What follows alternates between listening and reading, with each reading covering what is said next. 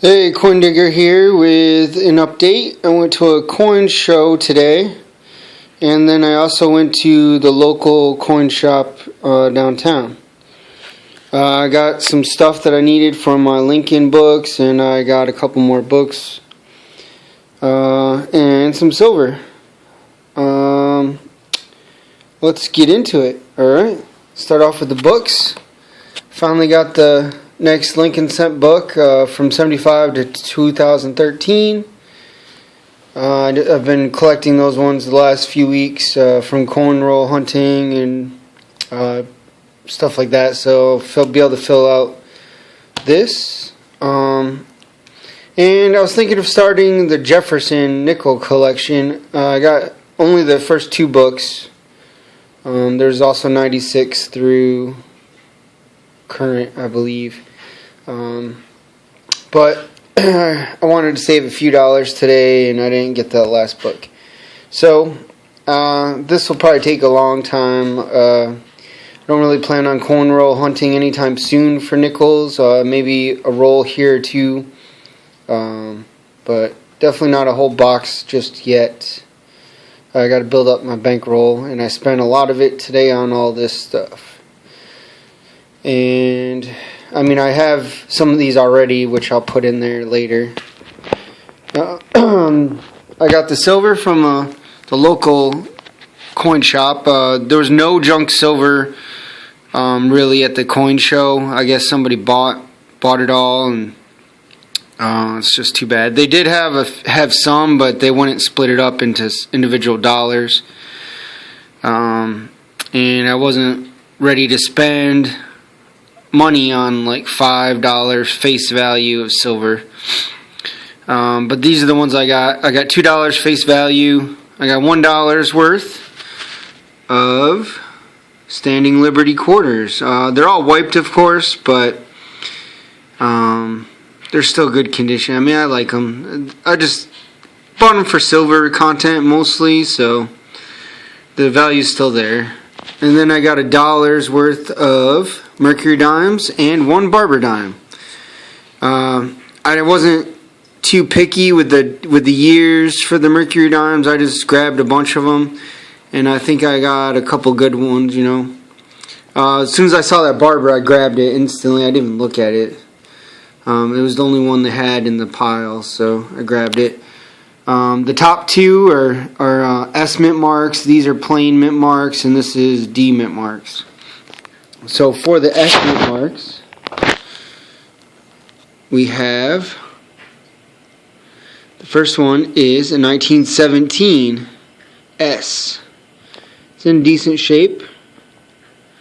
Very early years. It's only the second year they made the Mercury dime, so I'm happy with that. Next one, 1935. I didn't even notice those scratches on it yet until now, but 1935 S. Moving on to the plain mint mark, or Philadelphia mints. We have a 35 plain, 36 plain, 39 plain, 41 plain, and 42 plain. Kind of like that toning on it. Let's check out the back. I haven't really checked out too much of these, but that one looks to be okay, and the lines are all there. I'm not going to flip over each one of these to show you, but and then for the D mint marks, the next oldest Mercury dime that I bought today is 1928 D. It's also got nice toning to it. It's pretty worn, but that's alright. And then a 42D. Alright, I also bought 3 coins that I did not have an example of, and I wanted to get them. So, first of all, let's start with this one. It's a Seated Liberty quarter, and I bought it for only $5. Let's see if I can get it. 1854 with arrows. On the package it says $7.50, but I only paid $5. I figured $5 was a good deal. It's pretty worn, of course. You can still make out the words on the back, but I did not have a Seated Liberty quarter, so I have a Seated Liberty dime that's in pretty bad condition, as well as just like this one, but I just wanted an example of each. Then I got 1857 Eagle Cent, Flying Eagle. I only paid $10 for it. It was in the bargain bin. It's not the greatest condition, but it's good for me. I just want it for my collection of coins, and I never had an Eagle Cent. I definitely will not be able to get an 1856, of course, since only 2,000 were made. Those are ridiculous prices. They had a bunch of 1858s as well, but as of now, I don't really plan on getting every year of the Flying Eagle and Indian heads. So I just got one that was in fairly good condition for the price.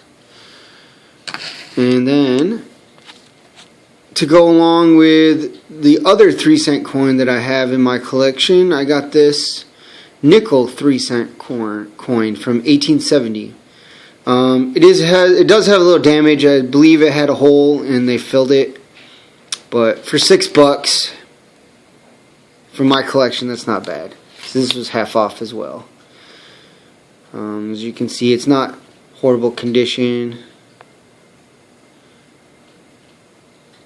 So besides that blemish spot from the hole, everything else is pretty good.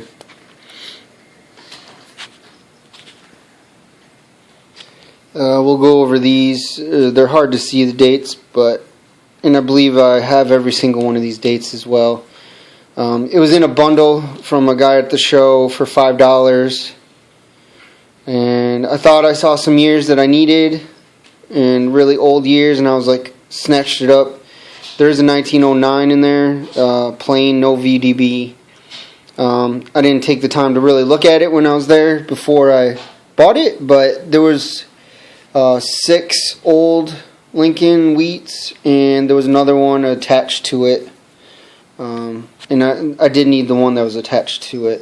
It was all bundled together with a rubber band, so I took my chances. And they're still nice coins. I just didn't need them for my collection.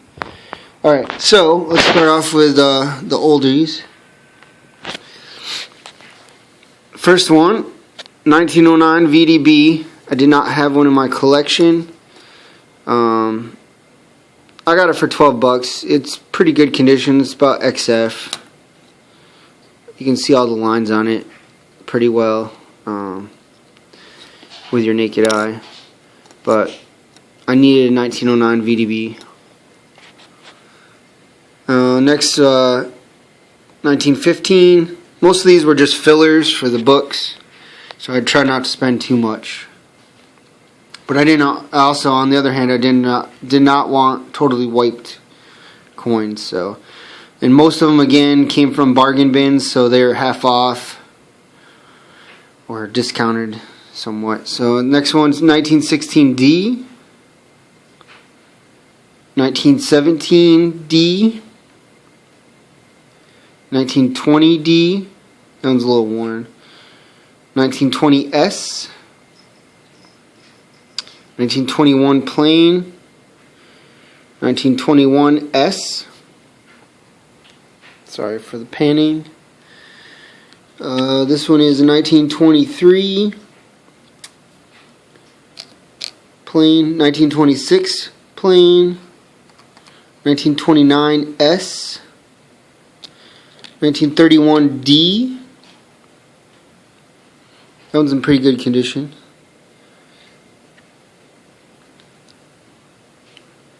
1949S. Believe these ones I paid the price on the card. They're in somewhat better condition. But 1949S, 1950D, 1951S. I needed all those. Thought it was a fair price. I tried to get a bundle from the guy. So there are those. I'm going to fill up my books. If there's any, I'm going to leave these ones in the flips. I might put them in my own flips so they don't have all that writing on it. Unnecessary writing. Now these ones, let me tell you the years. I have to hold it up to the light. It's really hard to see. I might have to use a flashlight.